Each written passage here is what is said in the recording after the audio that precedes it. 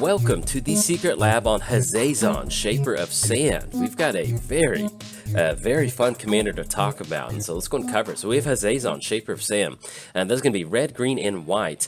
Desert Walk, you may play desert lands from your graveyard. Then whenever a desert enters the battlefield under your control, create two 1/1 red, green, and white sand warrior creature tokens.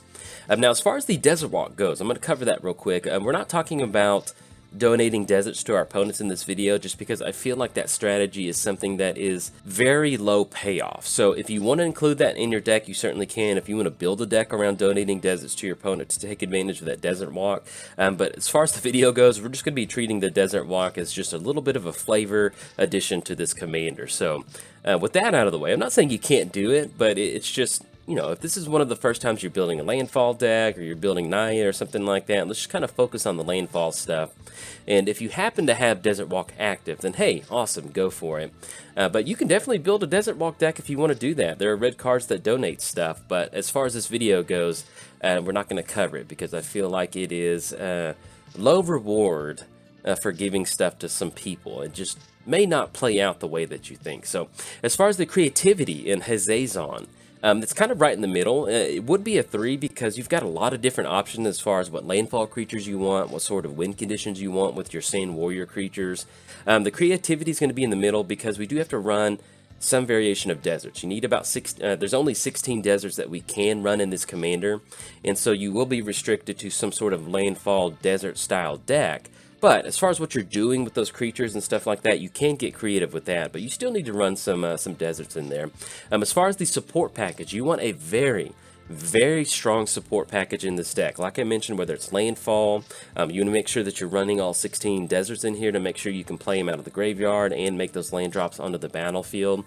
So as far as your support package goes, it needs to resemble something that's going to be giving you lands out of the graveyard, making land drops, extra land drops, making land drops from the top of your library, and just a lot of ramps. So you need to have a very strong dedicated support package. As far as the timing for this commander, this is going to be a early and often commander. You don't have to run all of the protection spells in here.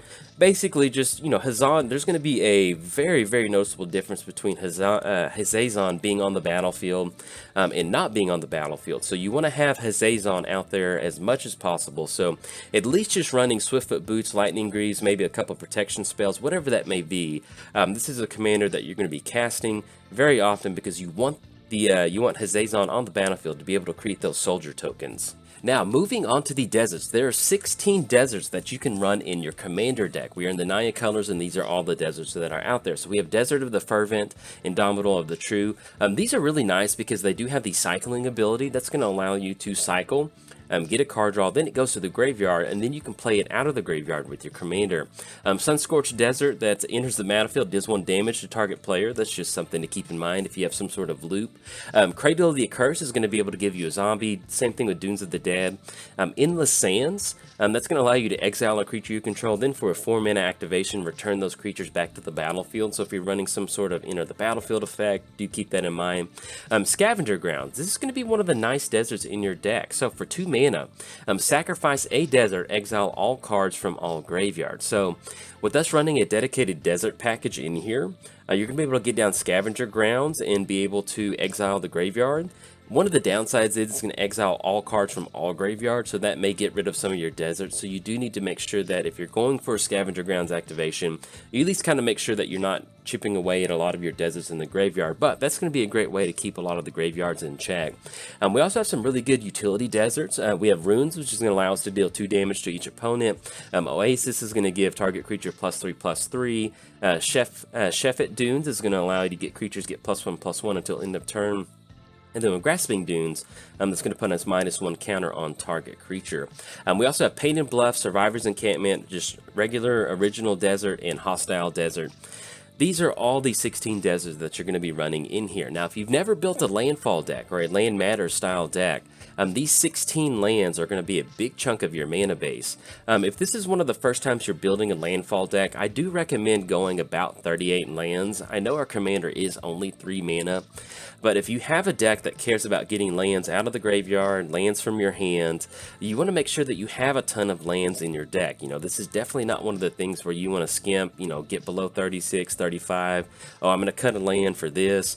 You want to have a lot of lands. It's going to make a really big difference because you need to be able to mitigate the risk of, if we don't have a desert, we're not going to be able to get those tokens. And one of the ways you can do that is by running a lot of landfall creatures. And landfall creatures want a lot of land. So basically, if you're starting this deck out for yourself, you want to play a landfall style deck, it's going to start with these 16 lands, and then I would find about 22 more lands to put in there.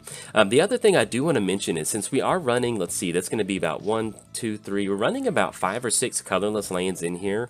In the deserts just alone, I wouldn't go super heavy on colorless utility lands. We do have a commander that does cost 3. And so there will be some times to where maybe we have Desert of the Fervent, Desert of the True, and then we have Hostile Desert in our opening hand, and then we just never hit the other color source to get our commander down. So once you do this dedicated desert package, I would highly recommend, unless you're just running something that is, all right, this land's going to help be a win condition for me, I would skip on a lot of the utility lands in here. You want to have access to as many color sources in here, whether it's dual sources or tri-sources, whatever that may be. You want to make sure you have a lot of access to color to make sure that we can get our commander down and start to get these deserts flowing onto the battlefield and out of the graveyard. Now, one of the things that you definitely want to incorporate into your deck building is running a lot of stuff that cares about landfall. So we have Scut Swarm, Emera Angel, and Turn Timber Sower. These are all things that give us some sort of token on the battlefield whenever we make a land drop. So with Scut Swarm, that's going to be a 1/1 green insect token. Then if we have 6 or more lands, we get a copy of Scut Swarm, which is it's really not going to be that hard to get to 6 lands, and so you end up with a lot of tokens that way. Emera Angel is going to give us a 1/1 white bird creature token, and then Turn Timber Sower, that's going to allow us to get 0/1 plant creature tokens. That may not seem that big, but if you're running some sort of finisher effect, whether it's Crater Hoof or something like that, you just want to have bodies on the battlefield, and especially when you're making land drops out of the graveyard or from your hand. And so Turn Timber Sower is definitely going to take advantage of that, especially if you're sacrificing deserts or deserts are going to the graveyard, whatever that may be. You want to be able to create that cycle of making sure that you get a token whenever a land just goes anywhere on the battlefield. And there's also some really good utility creatures. There's Tireless Tracker, which is going to give us a clue token. When you get down Tireless Tracker in a landfall deck, it really helps you out because you get those clue tokens, you're ramping, and then you can pay 2 mana to draw a card, because those clue tokens do add up. There's a lot of times where you get down Tireless Tracker on turn 3 or something like that. You're making some fetch land drops, you're making, you know, search sources, and you end up with 3 or 4 clue tokens. And let's say you don't just have a lot of action in your hand, you can start cracking those clue tokens at the end of opponent's turns and get some good card draw. Lotus Cobra is going to be a very explosive landfall style creature in your deck. Whenever a land enters the battlefield, you can add 1 mana to your mana pool. So if you're looking at a fetch land with Lotus Cobra, that's going to be land entering the battlefield. That's 1 mana floating with Lotus Cobra. You sacrifice the fetch land, another land enters the battlefield. That's 2 mana floating. Then you have access to your land if it's an untapped land. So you could potentially look at 3 total mana just from playing a fetch land with Lotus Cobra, and that's really going to help you ramp out a lot of your stuff. Tireless Provisioner, that's another way you can ramp. That's going to give you a little bit more control over where that mana goes. With Lotus Cobra, that's going to be mana added to your mana pool, and so you will lose that as steps and phases in. But with Tireless Provisioner, you can go for a food token if you want, but with Tireless Provisioner, getting those treasure tokens on the battlefield with the land drop, that is some good stuff. Outside of the landfall creatures, some of the enchantments in here that really help, you know, pack a punch. Retreat to Emera. Whenever a land enters the battlefield under your control, you can use this early game to get the tokens onto the battlefield. Then in the late game, if you have a lot of tokens out there, using that ability to go creatures you control get +1/+1 until end of turn. You know, let's say we have a bunch of plant tokens down there with Turn Timber Sower, and we get down Retreat, we make a land drop. like a fetch land with the retreat, and then that's going to make those plant token 0/1s into 2/3s, and you know that's pretty good with retreat. Now with retreat to Kazandu, when our land enters the battlefield under your control, you get a +1 counter on target creature, you gain 2 life. That's probably the weakest of the group with the retreats, but it's still nice to have that counter ability. And with Felidar retreat, that's going to give us those 2/2 cat beast creature tokens, and then also put a +1 counter on each creature you control, they gain vigilance. So you can see where we can have creatures that give us tokens. We can also run enchantments that give us either a token on the battlefield or give some sort of board bonus as we assemble a lot of creatures out there. Now, as far as some of the landfall finishers in a deck like this, we got Realm Razor. It comes into play, remove all lands from the game, and then whenever it leaves play, return the removed cards to play tapped under their owner's control. So Realm Razor enters the battlefield, you exile all of your lands, and then if something happens to Realm Razor, they all come back. That is a ton of landfalls. Let's just pretend that we have these 6 landfall creatures out there. We go for Realm Razor, exile all of our lands, somebody gets rid of Realm Razor because they floated mana with a removal spell. That's going to be a ton of landfall triggers when they come back onto the battlefield. So it is definitely a really good thing to be running in your deck. We also have Morag, so each time each creature you control is going to get +1/+0 for each time that it attacked. And then it has the landfall ability that whenever a land enters the battlefield, if it's your main phase, you can get additional combat phase. So you can see with Realm Razor, with Morag, that's going to be a lot of combat steps. Simply just making a fetch land drop, that's going to be 2 extra combat steps. So, and one of the nice things about these landfall creatures is you can run very light on your creatures and just use some of these as your finishers. You know, simply just making a fetch land drop with Morag that may help you close the game out with a lot of your tokens. And then you can also just run really high impact value threats like Omnath, Locus of Rage. Whenever a land enters the battlefield on the battlefield, you get a 5/5 red and green elemental creature token. Then the other nice thing is that let's say that we get Omnath down, we get these tokens going. If somebody goes for a board wipe, whenever Omnath or another elemental you control dies, it deals 3 damage to target creature or player.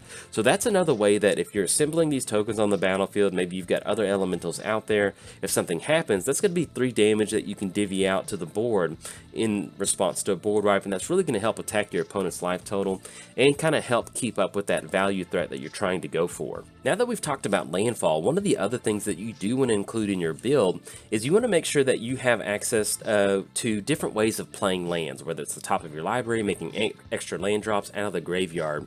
We've got cards like Wayward Sawtooth, Azusa, and Dryad. These are all cards that allow us to play an additional land on our turn, so this is really going to help us out, and especially with Azusa, I mean, play 2 additional lands on each of your turns. There's just going to be a lot of times to where if you're building a ramp deck, you've got a lot of lands in your deck, you may have a lot of lands in your hand. Simply being able to dump out 2 lands per turn, that's really going to help you ramp a lot of stuff out. You also have access to Burgeoning and Exploration. So with Burgeoning, whenever an opponent plays a land, you may put a land card from your hand onto the battlefield. With Exploration, you get that additional land on each of your turns. You're basically just trying to dump these lands out very quickly, get to something like Azusa, Wayward Sawtooth, establish these extra land drops as you keep going turn after turn. So we have a commander down, we're getting multiple deserts down per turn, that's going to be 4 soldier tokens. It's going to get it out of hand very quickly, so being able to make extra land drops is very crucial to this deck. And you also have cards like Mina and Dean. You can play the additional land, but for the 2 mana activation, return a land you control to its owner's hand. So that's going to be a way that, let's say that we have a desert on the battlefield, we pay that 2 mana, that's going to allow us to return the land back to our hand, we can replay it with something like Azusa or Wayward Sawtooth, and that's going to give us more soldier tokens. So let's say that we're having a hard time finding deserts, we can just use Mina and Dean's ability to kind of keep bringing that desert back to our hand. We can give our creature trample, which is always nice, but for the main part with Mina and Dean, we get that extra land drop and we get to return it back to our hand. Outside of the extra land drops, you do want to be able to play lands from the top of your library. So we got Augur of Autumn. You look at the top card of your library, you get to play lands. You also have Oracle, access to Oracle. You play an additional land, play with the top card of your library revealed. With Oracle, one of the nice things about Oracle when you get Oracle down is you can you get the extra land clause. You get to see what's on top of your library, and you get to play lands from the top of your library. So that's really going to allow you to, once you have a land on your library, start making land drops from the top of your library, because it kind of helps protect your hand and keep cards in your hand. Same thing with Courser of Krufix. You play with the top card of your library, and you can play a land card from it if it's on top of it. So you see what I'm going for. You want to create this cycle to where you're making land drops from your hand, land drops from the top of your library, and from your graveyard. You also have access to graveyard style stuff. That's going to be Excavator, play lands from your graveyard, Crucible of Worlds, and then with Splendid Wreck. Return all lane cards from your graveyard to the battlefield tapped. So let's say that we've gone for the cycling desert lands, or we've been going for Life in the Loam, we've been mulching a lot of lands into the graveyard. Splendid Reclamation is a wonderful way. We're not technically playing lands from the graveyard, we're just returning them from the graveyard. But if we've been developing our graveyard over the course of the game, Splendid Reclamation is a, that is an all-star way to get a lot of landfalls.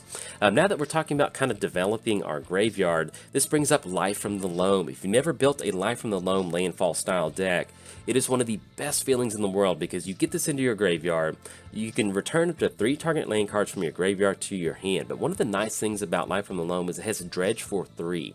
If you're building a landfall style deck, you get this into your graveyard and instead of your draw, you dredge for 3. So you put 3 cards from your library into the graveyard, then you return Life from the Loam from your graveyard to your hand. And what this is going to allow you to do is instead of drawing 1 card per turn, you're essentially drawing 3 cards per turn. It's going to your graveyard, but you're going to be able to look at 3 more cards versus 1. And what this is going to allow you to do is keep that kind of flow going, and especially if you have clue tokens out there, whatever that may be, being able to make sure that Life from the Loam is grabbing lands out of your graveyard into your hand to make those land drops, and at the same time developing your graveyard to where you have access to all of your lands in your deck. It's really going to help you either find a certain utility desert that you're going for, or simply just find those deserts. Being able to pack your graveyard with a lot of lands and dredging turn after turn with Life from the Loam, it's just one of the best ways. Let's say that we have Hazezon out there and we're going Life from the Loam each turn. That's 2 extra land drops that we're going for, so we're making 3 land drops. We're dredging. You're just going to ramp very, very quickly with Life from the Loam, and that gets that done. One of the more specific ways to kind of go for the dredge option card in the graveyard is crop rotation. You can sacrifice a land, search your library for a land card, put it into play. So you can crack a desert with crop rotation, grab another desert, play the desert out of the graveyard with crop rotation, and that is some nice value right there. And then also Hermit Druid. Green mana activation. Reveal cards from the top of your library until you reveal a basic land card. Put that card into your hand, and the others go into your graveyard. So if you're building a Hermit Druid Naya style deck, you're probably not going to be running you could be running a ton of basics in here, but if you have a pretty nice mana base for a deck like this, if you're real light on basic lands in here, you can go for a couple Hermit Druid activations, and you're going to end up with a ton of lands in the graveyards, and that's really going to fuel your Life from the Loam. So as far as what you're trying to do as far as great lands out of the graveyard, Life from the Loam and crop rotation are some of the heavy all-stars in a deck like this. Life from the Loam is expensive. I can't remember the price, but it is worth it. As far as the value that it does generate. But yeah, with Hermit Druid, that's a wonderful way to get Life from the Loam going. You also have some other unique ways to kind of get stuff going out of the graveyard. Realms Uncharted, you're going to be able to search your library for 4 different land cards. This is not technically, it's a graveyard land, but you can grab 4 different deserts, And one of the nice things about Realms Uncharted is you don't have to go for this heavy hitter like, Wasteland, Destroy Lands, whatever. With Realms Uncharted, you just grab 4 different deserts, and your opponent's going to give you 2 deserts, and 2 deserts go to the graveyard. And then with your commander out there, you're going to be able to play those deserts out of the graveyard. So Realms Uncharted is a wonderful way to simply grab 4 deserts out of your deck. We also have Fall of the Thran, so that's going to destroy all the lands, Chapter 1. Then we go to Chapter 2, each player returns 2 lands from the graveyard to the battlefield. Chapter 3, return 2 land cards from the graveyard to the battlefield. Now with Fall of the Thran, take in mind what your playgroup is. Destroying all lands is something that not super fun. I don't enjoy it that much, but hey, with Fall of the Thran, you destroy all the lands, destroy your deserts, and you can play the deserts out of the graveyard, return the deserts from the graveyard. It's a wonderful way to get the deserts going. So, but do kind of keep that in mind that there are players out there that don't enjoy having all of their lands destroyed, so that's just something to keep in mind. And then we do have World Shaper, so whenever it attacks, you put the top 3 cards of your library in your graveyard. That's going to be fueling the deserts, it's going to be fueling Life from the Loam.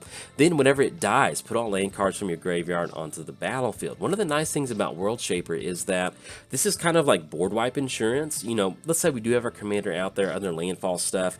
We are going to lose those creatures in the case of a board wipe, but if we've been going for Life from the Loam, we have a lot of lands in the graveyard, somebody goes for a board wipe with World Shaper, that's going to return all of our lands back onto the battlefield, and then we're going to be good to go the next turn to get our commander down and then rebuild our board state. Some of the other ways that you can kind of start to develop your graveyard, we have Mulch, Grapple with the Past, Winding Way. Basically, you just kind of want to diversify ways to make sure that you're getting card advantage and at the same time dumping cards into the graveyard to make sure that you can still make sure you're making those desert land drops out of your graveyard. We also have the Mending of Dominaria. That's kind of the same thing with Mulch and Grapple the Past. Look at, put the top 2 cards of your library in your graveyard, then you can return a creature card. Then for the last one, you get to return all land cards from your graveyard to the battlefield. So that's going to keep on the same way with World Shaper. Same thing with Haro and Satyr. Once again, you're just looking for ways to diversify the ways in which you are trying to grab cards and put cards into your graveyard to be able to make those desert land drops out of the graveyard. Outside of mulching cards into your graveyard, we also have ways that we can sacrifice lands to get some sort of utility. So we have Elvish Reclaimer. It's going to get +2/+2 as long as we have lands in the graveyard. That's nice. But for the main part, we have that 2 mana activation of sacrifice a land, search your library for a land card, put it onto the battlefield tapped, and then shuffle your library. So that's going to give us ways to kind of tutor up those deserts, sack a desert, and kind of keep that chain going. We got Destructive Digger.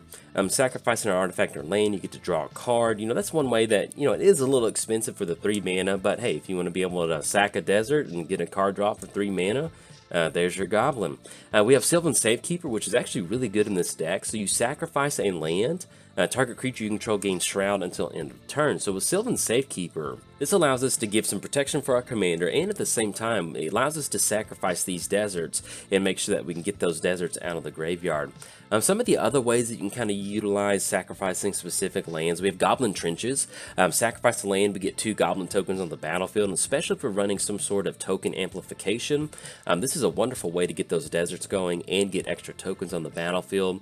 Orb's going to allow us to gain 2 life, and then with Aura Fracture, this is actually kind of nice. You know, it is specific to where you're destroying target enchantment, but you can get this down, you can sack a desert, play it out of the graveyard, and still be good to go with Aura Fracture and have some sort of way to kind of control what enchantments are on the battlefield. So with Aura Fracture, that is something I would definitely look into. It is a little specific with the enchantment line, but it's nice to have that, you know, especially if you just need some sort of way to get deserts in and out of the graveyard. It's worth looking at that. Now, as far as land tutoring, you want to be able to make sure that you can find the deserts to get these tokens on the battlefield. So we have Nylea's Intervention. This is going to allow us to tap out for X and then find these deserts. We have Temple Discovery, which is going to allow us to search your library for a land card, put it on the battlefield. Each opponent search your library for a land card, put it on the battlefield. Then for each opponent who did that, you get to search your library for a land. So you can go for this for a specific land search. If other people do it, you can get some extra deserts.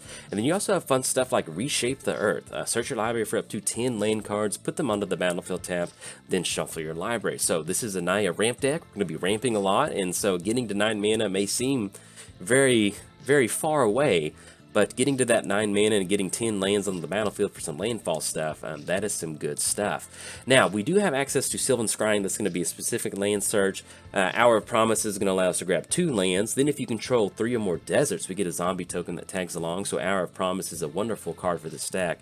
But that does bring us to Scapeshift. So with Scapeshift, there's really something cool that you can put in your deck. With Scapeshift, sacrifice any number of lands, search your library for up to that many land cards, put them onto the battlefield tab. So let's say that we have 8 lands out there. We sacrifice those 8 lands, and we grab our 8 deserts out of the deck. They enter the battlefield. That's going to be 8 commander triggers to get those tokens on the battlefield, all specifically grabbing deserts. So Scapeshift is actually very, very good in a deck like this because it allows you to immediately get a ton of desert, desert landfall triggers and just grab specific lands that you can go for.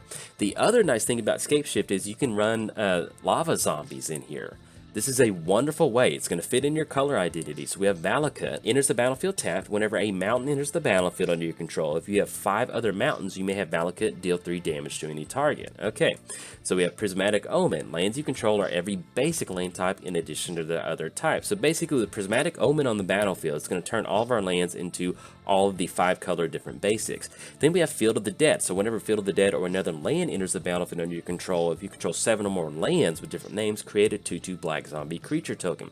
So let's pretend that we have 8 lands on the battlefield. We go for Scapeshift. We grab Valakut, we grab Field of the Dead, and then we grab 6 other deserts, and we have Prismatic Omen on the battlefield. That's going to be 8 zombies entering the battlefield. That's going to be 8 damages from Valakut, so 8 times 3, that's going to be 24 damage. So you can simply just have 8 lands on the battlefield, go for Escape Shift, grab Valakut, grab Field of the Dead, have Prismatic Omen on the battlefield, and you can end up with a bunch of zombies and be able to divvy out 24 damage to the table, and that's just assuming you have 8 lands on the battlefield. So that's one of the nice things about Escape Shift is it's going to allow you to grab a lot of your specific deserts, or if you're simply just running Valakut and Field of the Dead in here, that's going to be one way that you can either close the game out or end up with a lot of tokens on the battlefield. And I do highly recommend Field of the Dead in a deck like this because we're running 16 different deserts in here. We're going to have a lot of color sources, dual sources. Getting these zombies with Field of the Dead, it's really not going to be that hard to have an active Field of the Dead very quickly. We also have ways to return lands back to our hand with our actual lands. So that's going to be Boros, Garrison, Turf, and Sanctuary. They come into play tapped, and then you have to return a land. So this is one way that you can make a land drop, return a desert to your hand, and still be good to go. Same thing with Living Twister, Risk Grove, Guildless Commons. Once again, these are lands that enter the battlefield and make you return a land back to your hand, and that's going to make sure that you can still kind of keep those deserts going once you have a desert established on the battlefield. Now that we are done talking about lands, let's talk about the tokens that can be made in this deck. So one of the ways that you can really amplify the token production in here is running Parallel Lives, Anointed Procession, and Doubling Season. These are all basically just going to double the tokens that you get out there. So when you have multiple copies of these, let's say that you have Parallel Lives and Anointed Procession out there, that's a lot of tokens. So just running two or three of these in your deck and then somehow getting both of them on the battlefield, you're going to end up with a ton of tokens out there. So these are definitely worth it, and especially kind of amplifying that token production. One of the other things you do want to keep in mind is we are playing a Naya ramp deck. You have a lot of lands in your deck. Running a lot of these instant speed, pay 1 mana, tap out for tokens is a wonderful inclusion in your deck. You know, there's a lot of turns to, let's say that at the end of your opponent's turn, before it gets to your turn, you tap out 8 mana for Secure the Waste, and you've got a Parallel Lives out there. So you're like, is this good? So maybe that gets a counter spell or a piece of removal or something. One of the nice things about this is with all the mana that you're assembling by getting lands on the battlefield, these are great ways to have some sort of payoff win that's not just like Craterhoof or whatever. You can dump a lot of these creatures out there at the end of somebody's turn before you get to your turn and be good to go. Secure the Waste is wonderful. March of the Multitudes is going to allow you to tap down extra tokens that you've already got out there. And with Grand Crescendo, creatures you control gain indestructible until end of turn. This is a wonderful way to make tokens on the battlefield, but also for 2 mana, if somebody just goes for a board wipe, you can just create 0 tokens and have your creatures gain indestructible until end of turn. So at the very least, even if you don't run Secure the Waste and March of the Multitudes, I do highly recommend Grand Crescendo in there because you do want to be able to protect your board state. So one of the other things about generating a ton of tokens is you want to be able to take advantage of these tokens entering the battlefield. So we have ways to deal damage. That's going to be Proforos, deal 2 damage each opponent. Impact Tremor is going to be 1 damage. And with Outpost Siege, if we choose Dragons, it's going to be 1 damage. One of the nice things about Proforos is, you know, even if you're not going for an enter the battlefield damage style gameplay, I would definitely run Proforos in here because you get that 2 damage, which is already, you know, 2 is more than 1, but also it has the 3 mana dump in there, where 3 mana, creatures you control get +1/+0 until end of turn. There's going to be a lot of games to where, you know, maybe you've been hit with the board wipe, you're assembling your board state, simply just having a mana sink to give your creatures +1/+0 is going to make it to where you can make some really good trades with your opponent, or just send the entire crew at somebody and let them figure out what they're going to do as far as blocking. Keeping on theme with the end of the battlefield, we also can go for life gain. So there's a lot of different things that you can be doing out there. You've got Soul Warden, Essence Warden, Soul's Attendant. Once again, you know, just being able to cash in 2 life gain for 2 soldier tokens entering the battlefield. That's some good stuff right there. Outside of the token production, we also have ways to make sure that our tokens that we are generating get some sort of incremental value. So with Bramblewood Paragon, with this on the battlefield, each other warrior creature you control comes into play with an additional +1 counter on it. So we have Bramblewood down. We get these warrior tokens onto the battlefield. It's going to have an additional +1 counter on it. Then it's going to have Trample. So that is a wonderful way to kind of have like a warrior lieutenant for the deck with Bramblewood. Kerrigan, War Leader. Other warriors you control get +1/+1. And then Lovisa Cold Eyes. Each creature that's a barbarian, a warrior, or a berserker gets +2/+2 and has haste. So just simply imagine having these 3 creatures on the battlefield. You have your 1/1 warrior tokens. That's going to be a 2/2 with Bramblewood. It's going to be a 3/3 with Kerrigan. And with Lovisa, that's going to be 4/4. So we're looking at a 4/4, 5/5 with Trample, simply just having these 3 creatures on the battlefield. So you can see where, you know, if we're running a higher volume amount of lands, you can kind of get that nice, that impact on your board state by simply just running 3 creatures like this and have a lot of extra lands in there. So these definitely pull a lot of weight in a deck. We also have Herald Dramoka. Warrior creatures you control are going to have Vigilance. Maha, which is going to fit on our Landfall theme. So whenever our land enters the battlefield, we get to create a human warrior token, which is going to work well with our kind of buff our warrior lords above. And then also other creatures you control get +1/+1. So this is a wonderful way to give our board state a buff, create warrior tokens, and make those landfalls. And then with Boldweir, Intimidator. Cowards can't be blockers. Target creature becomes a coward, and then for 3 mana, target creature becomes a warrior. So basically, a lot of our warrior creatures out there, with Boldweir out there, it is 7 mana, but if you have a lot of red mana, you can start turning some of these creatures into cowards, and you can have almost a free swing, unblockable swing with Boldweir out there. So it is expensive at 7 mana, but I mean, that's a lot of fun. If you get that down and you have the mana to pay to turn them into cowards, go for it. It sounds like a lot of fun. There's also Knight of Anu Alara. Each multicolored creature you control gets +1 for each of its colors, so we're looking at 3 color tokens. It's going to be +3/+3, which is a wonderful thing to go for.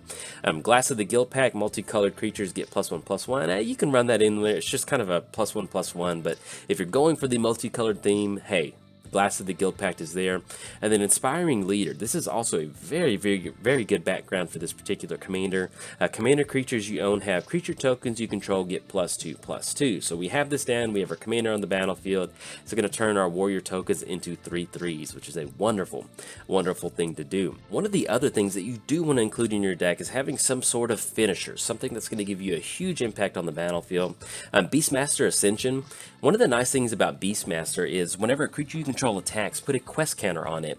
Then as long as Beastmaster has 7 or more quest counters on it, creatures you control get +5/+5. So even if you draw this in the early game and you get those quest counters on it, or you draw it into the late game, as long as it gets 7 quest counters on there, you immediately get that bonus. So let's say that we've been getting our warrior tokens onto the battlefield, we draw into Beastmaster Ascension, we have 7 warriors out there, we get down Beastmaster, it's going to be active once we we turn our creature sideways. You can either right click or turn your creature sideways. Either way, once our 7 creatures attack, we're going to be able to get those quest counters and make our entire board state +5/+5. So Beastmaster is a wonderful addition to a deck like this. Fires of Yavimaya, it's not necessarily a closer, but just having haste is a wonderful option in the landfall deck, and especially if you're generating a ton of creatures. Crescendo of War, this is a very good card for a deck like this. At the beginning of each upkeep, put a strife counter on it. Then attacking creatures get +1 for each strife counter on it. Blocking creatures you control get +1/+0 for each strife counter on it. So, and that's at the beginning of each upkeep. So we get this down very early. We pass it around the table. That's 3 strife counters. Back to yours, that's 4. So really just getting this down and going back to your turn, you're looking at +4/+0. If we have a way to give our creatures trample, which we do, and that's a wonderful way to get in a lot of damage and not worry about our tokens sticking around. Mirari's Wake, this is not, maybe not necessarily a finisher, but it's going to be a very high impact card in a deck like this. It's going to give us our creatures +1/+1, and then it's going to double our mana production. This is going to allow you to just do a lot of crazy things with that double mana production. So Triumph of the Hordes, this does give our creatures +1 and trample, and in fact, if you're not an infect person, that's perfectly fine, but having some sort of way to just kind of maybe take 1 or 2 players out of the game for only 4 mana, this is a wonderful way to make sure you can do that. So let's say we get Triumph of the Hordes down. We don't have enough to take the entire board out, but somebody's left their board state open. We can Triumph on the Hordes, take them out, and then still kind of go with their value game plan. We also have Camaraderie. You gain X life and draw X cards, where X is the number of creatures you control, and they get +1/+1 until end of turn. So we've been making our land drops, we get a lot of tokens out there. Camaraderie is a wonderful way to end up with a lot of card draw, and just kind of have something to do in the late game. We spend a lot of our resources ramping, getting landfall creatures out there, and then the Camaraderie that's going to refuel our hand and allow us to go from there. Now, one of the other ways that you can kind of put some finishers in your deck, that's going to be Sylvan Awakening, Kamal's Will, and Rude Awakening. We're playing a landfall deck that cares about getting a lot of lands onto the battlefield. Why not use them to help close the game out? There's a lot of times, just like with Triumph of the Horde, Sylvan Awakening, it may not take out the entire boards, all the players at the table, but with Sylvan Awakening, turning all of your lands into 2/2 elementals that are indestructible, they have reach and they have haste, that's going to be a wonderful way to swing in and have a ton of creatures that you can dump at one opponent or take a couple players out. Same thing with Kamal's Will. If we have our commander out there, we get to choose both, but we're going to turn our lands into 1/1s, and then we can deal damage equal to its power. But the main part is basically just reanimating your lands into creatures to your advantage to help tag along with those extra tokens. And the same thing with Root Awakening. We go for the Entwine cost. We can pay for that mana for Root Awakening, Entwine, untap our lands of control, then they become 2/2 creatures. Now, one thing to keep in mind with the Root Awakening is that our lands become 2/2 creatures, but they're not indestructible. So with Sylvan Awakening, they are indestructible. You can just send all of your lands at one player and not worry how they block. But with Root Awakening, you will lose lands if you end up going for that. So you don't have to run all three of these in there. I would recommend Sylvan Awakening in there because it's just going to catch a lot of people off guard. If you're getting to turn 8, turn 9 in a Commander game and you've got a Sylvan Awakening, all of a sudden you've got 10 2/2 creatures out there, and that's a lot of stuff. Some of the other kind of finishers you can run for a deck like this, Cathar's Crusade. This is an absolutely wonderful card for this deck. So whenever a creature enters the battlefield under your control, put a +1 counter on each creature that you control. So we have our creatures out there. We have a creature come down, that's Cathar's Crusade. Another creature, that's another +1 counter. Those +1 counters don't get removed at the end of the turn, and they just stack. So as long as you're just getting creatures onto the battlefield, Cathar's Crusade is just almost like a permanent Crater Hoof. It is insane. It gets out of hand very quickly, and especially if you're trying to keep up with the amount of counters that you're trying to put on. Champion of Landfall, this will be a finisher in a way that with creatures with power less than Champion's power can't block creatures that you control. So whenever another creature enters the battlefield under your control, put a +1 counter on Champion. And so this is going to allow you to end up with some sort of threat out there with Champion and make sure that your creatures are unblockable. So this is a wonderful way to swing those in. And then also cards like Jetmir. We're going to be dumping a ton of creatures onto the battlefield and getting a lot of them out there. Jetmir, if we have, let's see, if we have 3 creatures out there, they have Vigilance +1. If we get 6 creatures out there, they have +1 and Trample. If we have 9 creatures out there, they have +1 Double Strike. So we're looking at, if we have the number of creatures out there that makes Jetmir happy, we're looking at everybody getting +3/+0, having Vigilance, having Trample, and having Double Strike. That is just, yeah, that's a finisher right there with Jetmir. And of course, you can always go with the super traditional way of closing a game out in a ramp style deck, and that's going to be Crater Hoof, Kamal, In-Race Forerunners. You don't have to run all of these in there, but yeah, toss Crater Hoof in there. Have some fun. There's no better feeling in a game of Commander than getting down Crater Hoof and asking, is this good? And then adding up the amount of damage you're about to do as you have all these tokens on the battlefield. I love it. It never gets old. I love Crater Hoof. So if your group has some Crater Hoof hurt, or has some Crater Hoof hate, don't worry about it. It's fun, because you get to have fun adding up the amount of damage that you're going to be able to do with Crater Hoof. Kamal, that's not going to be a crazy thing but getting at the beginning of combat each turn where they get +3 and gain Trample, that's a very, very nice repeated effect. It is expensive, but just having that turn after turn, that is very good. And then In-Race Forerunners is just a little bit more of a budget option of Crater Hoof if you don't want to buy Crater Hoof. And that is going to be the end of this secret lab. Now, as far as any last minute suggestions for this deck, I do really suggest, make sure you do not go below 38 lands. If you're building a landfall deck, you're caring about getting deserts on the battlefield, almost, right under half of your mana base is going to be single color source deserts. Make sure you are running enough lands in this deck to function. If you try to cut lands for extra spells, extra creatures, because this will be fun, I promise you, you're not going to end up with a lot of fun because you're going to miss out on the land drops. You're not going to be able to get your stuff down. So do start out 38, 40 lands in a deck like this. You can really just pick out about a 10 creature package that is a landfall package. So you got 40 lands, 10 landfall creatures, that's 50. Then you've got 50 or 49 more cards to kind of play around with. So do not skimp on lands in this deck. You want to be able to make sure you're getting deserts out of the graveyard, deserts from your hand, deserts from the top of your library. And do make sure you have extra ways to make land drops. You don't have to go out there and buy, I think Azusa has dropped in price since then, but make sure that you do have that land flow cycle complete in your deck, from the top of library, graveyard, from your hand, and extra land drops. You want to create a circle like that to make sure that you're getting these lands on the battlefield, you're generating tokens, you basically just want to be able to get value every step of the way when you make a land drop, squeeze as much value out of that. But have fun building this commander. If you've never built a landfall deck, I am super excited for you because it is one of the best ways to play Magic. And one of the nice things about building a landfall deck is that this deck is, you can take your commander away and this will port over into any sort of mono green landfall deck, whatever may be out there. If you buy into the landfall package, there's a lot of different things that you can do with it. So I highly recommend getting into this commander. But yes, happy building. If you've got some other cards that you're putting in your deck that I missed, hop in the comments. I'd like to read these, and it helps other people build this deck. But that is going to be it for the video. In fact, if you enjoyed it, hey, like and subscribe. Thanks. Bye.